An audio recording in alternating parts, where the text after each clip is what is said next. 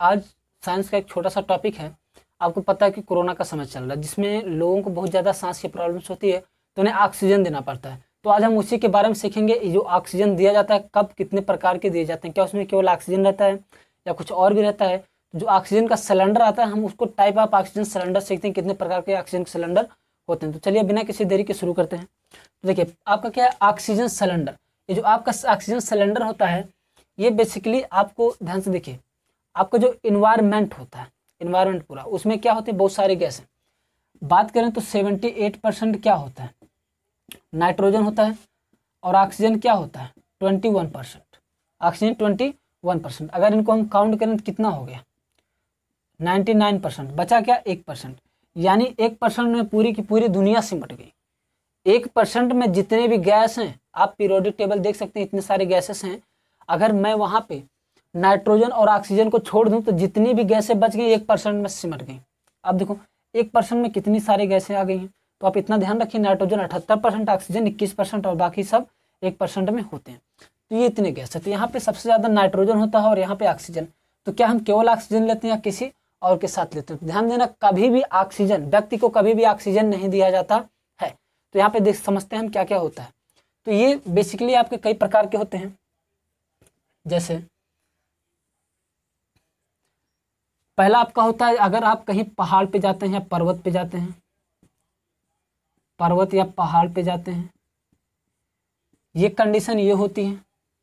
दूसरी कंडीशन हो सकती है अगर आप समुद्र में जाएं, समुद्र में। तीसरी कंडीशन ये हो सकती है समुद्र में काफी गहराई पर। कहाँ?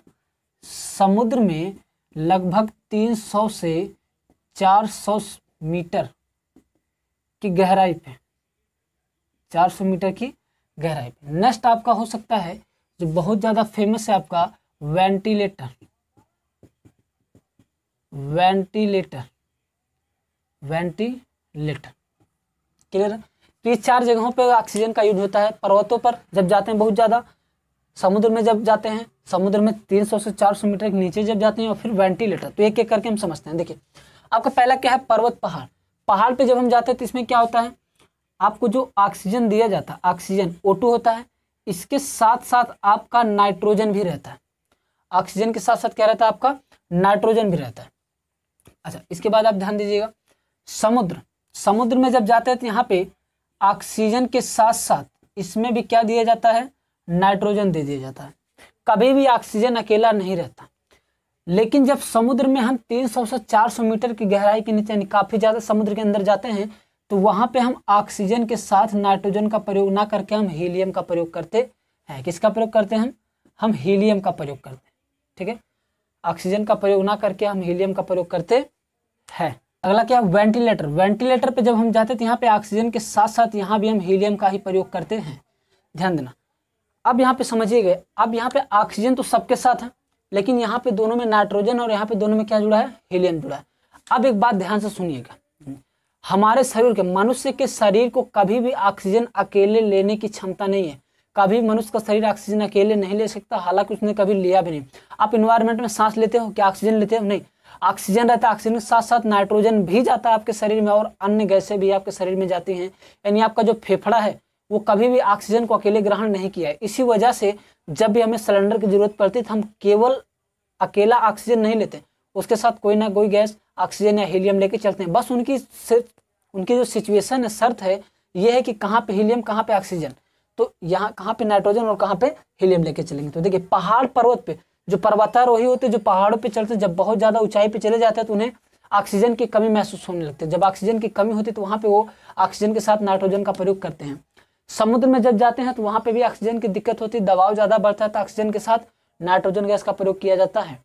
नेक्स्ट आपका है समुद्र में ही, लेकिन समुद्र में 300 से 400 मीटर के नीचे गहराई पे जाते हैं तो वहां पे थोड़ी सी और ज्यादा प्रेशर बढ़ जाता है।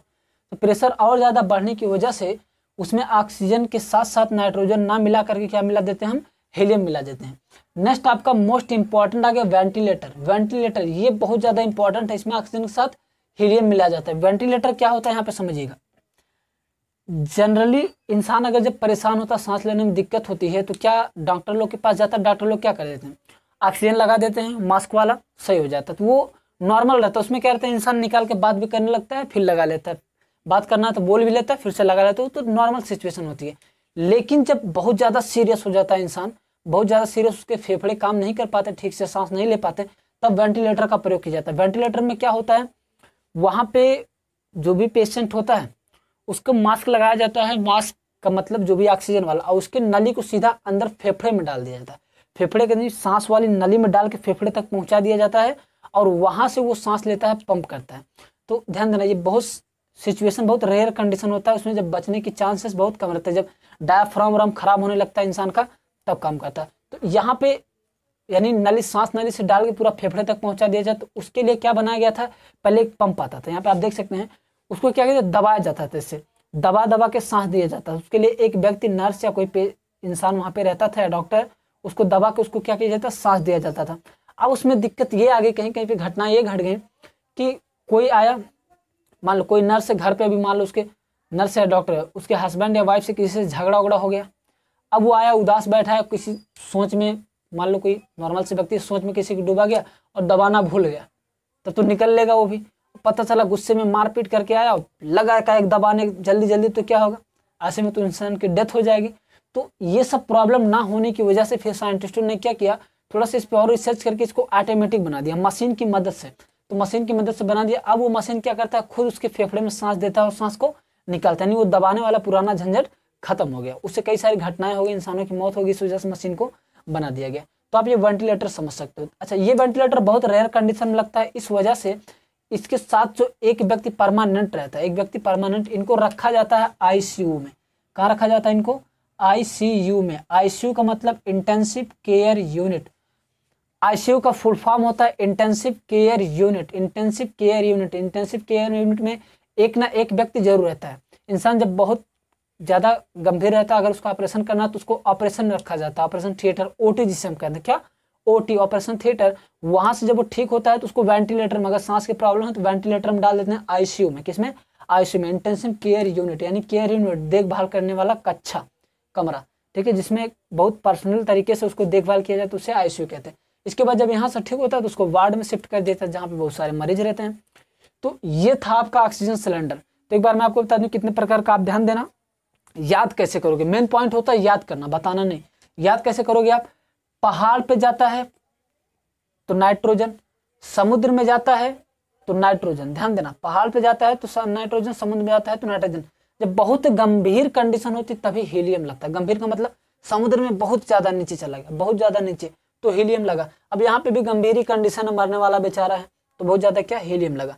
यानी पहाड़ पर्वत और समुद्र में क्या होता है, नाइट्रोजन लग जाता है, समुद्र में बहुत गहराई पे हीलियम लगा देंगे, और वेंटिलेटर पे तो वहाँ हीलियम देना है। यानी कभी भी इंसान को शुद्ध ऑक्सीजन नहीं दिया जाता। शुद्ध ऑक्सीजन का भार बहुत होता है, इससे फेफड़े पे चोट लग सकती है, इंसान की डेथ भी हो सकती है।